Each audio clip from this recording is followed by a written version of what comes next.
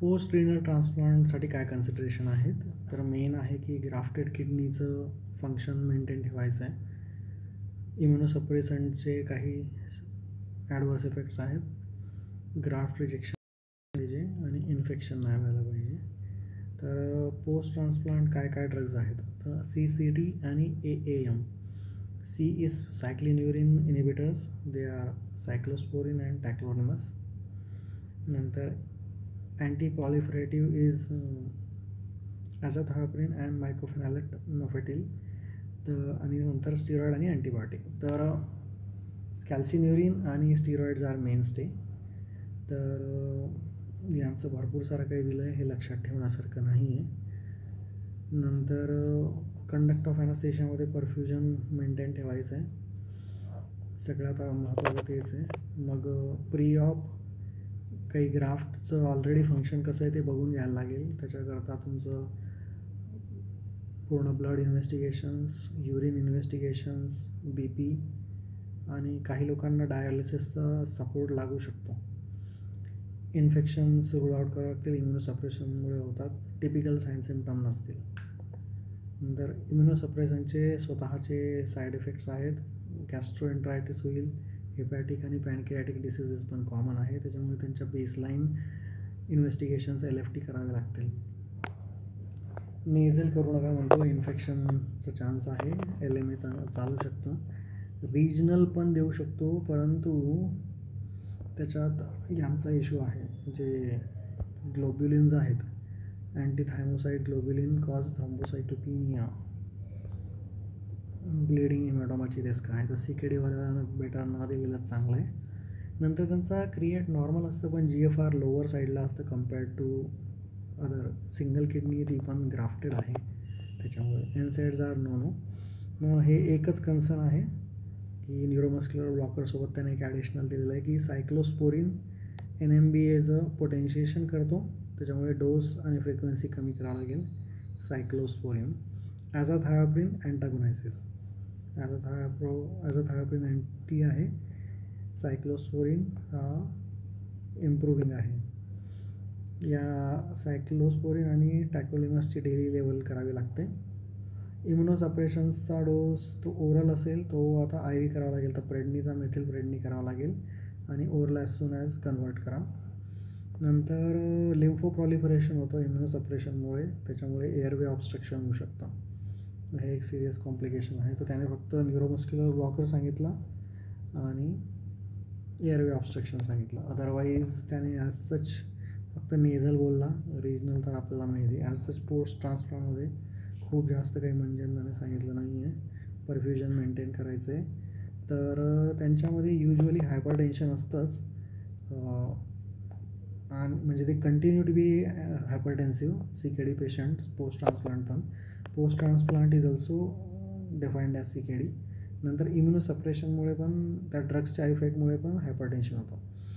तर म्हणून मॅप जो आहे तो हायर ठेवायला लागेल. युजली आपण 65 to 75 ठेवतो, परंतु इथे तो हायर ठेवावा लागेल. लॅबचा फायदा आहे की मिनिमली इन्व्हेजिव्ह आहे, तर चांगलं आहे, परंतु त्याच्यात पोर्ट इंज्युअर नाही करायला पाहिजे किडनीला. नंतर त्यांची संख्या, साईज काय काय आहे. तर परफ्युजन मेंटेन करायचं आहे. काय इंट्रा ॲबडॉमिनल प्रेशर जर जास्त झालं तर परफ्युजन कमी होईल. तर ॲबडॉमिनल कंपार्टमेंट सिंड्रोम होऊ शकतो बाय चान्स. तर 20च्या वर गेलं. हायपरटेन्शन ॲक्च्युली 5च्या खाली असतं. 5 to 10, 10 to 15 आणि 10 to 15, 15 to 20. मग 20च्या वर. नॉर्मल अराउंड 10च्या खाली आहे, 5 to 7 आहे. तर 15 to 20, 1 to hypertension is okay intra abdominal. 3 आणि grade 4 is your compartment syndrome होऊन जातो, कारण की 20च्या वर मग कुठलं ना कुठलं ऑर्गनचं फंक्शन उडायला लागतं. तर normal pressure is 5 to 7. Then this is above 12 is hypertension. Grade 1, grade 2 is okay. 3-4ला तुमचा ॲबडॉमिनल कंपार्टमेंट होतो. नंतर स्टिरॉइडवर असेल तर मग तुम्हाला स्टिरॉइड सप्लिमेंट करावं लागतील. लेस दॅन 10 mg असेल तर सप्लिमेंटेशनची गरज नाही आहे, कारण की ॲक्सेस सप्रेस नसतो. मोर दॅन 10 पर डे घेतो आहे तर ॲक्सेस सप्रेस्ड राहील, मग तुम्हाला ऑगमेंट करावं लागेल. मायनर सर्जरीसाठी फक्त एक सिंगल 25 हायड्रोकॉर्ड ठीक होईल. मॉडरेट 25 + 25 TDS, सिव्हिअरला 100 + 100 TDS, 100 ड्रॉप नंतर 100 TDS 3 दिवस द्यावं लागेल. हे 25 TDS एकच दिवस द्यावं लागेल. नंतर पोस्ट ऑप AKI प्रिव्हेंट करण्यासाठी मेन आहे तुमचं व्हॉल्यूम, तुमचं परफ्युजन आणि ड्रग्स. नेफ्रोटॉक्सिक अमायनोग्लायकोसाईड, ॲम्फोटेरिसिन बी काय नाही द्यायचं, एनसेड्स काय नाही द्यायचे. कॉम्प्लिकेशन प्रिव्हेंट करायचे. कॉम्प्लिकेशन आपण एक बघितलं ऑलरेडी, ॲबडॉमिनल कंपार्टमेंट. परफ्युजन कमी झालं तर इस्केमिक ॲक्यूट ट्युब्युलर नेक्रोसिस होतो. ट्रीटमेंट डिकम्प्रेशन करावं लागतं. नंतर व्हॉल्यूम एक्सपान्शनसाठी क्रिस्टलॉइड वापरू शकतो. वाटलं तर ॲल्बुमिन, जेलॅटिन न वापरलेलं चांगलं आहे. Colloids are not safe. यांच्याने फंक्शन नाही खराब होत, पण HAS डेक्स्ट्रान तर बिलकुल नाही वापरू शकत, कारण की कोॲग्युलेशन खराब करतं, रिनल फंक्शन खराब करतं, क्रॉस मॅचिंग खराब करतं. Colloids are outdated. परफ्युजनसाठी हायपोव्हॉल्युमिन असलं पाहिजे पहिली गोष्ट. दुसरं मग वॅसोप्रेसर सायनोट्रॉप द्या,